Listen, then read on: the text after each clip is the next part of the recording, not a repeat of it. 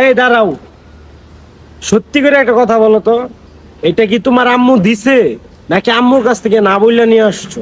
সত্যি করে কথাটা বলো। কেন না বললা নিয়ে আসছি? কেন? এই কাজটা কেন করছো তুমি?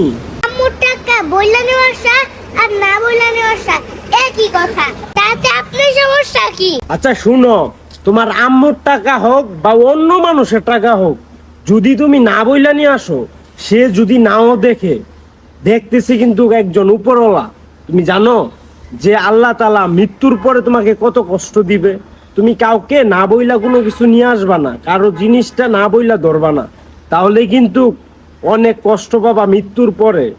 বুঝতে পারছো? মনে থাকবে কথাটা। আপনার কারো জিনিস না বলে ধরবো না, আমি বুঝতে পেরেছি, আমাকে ক্ষমা করে দেন। ছোট্ট ছোট্ট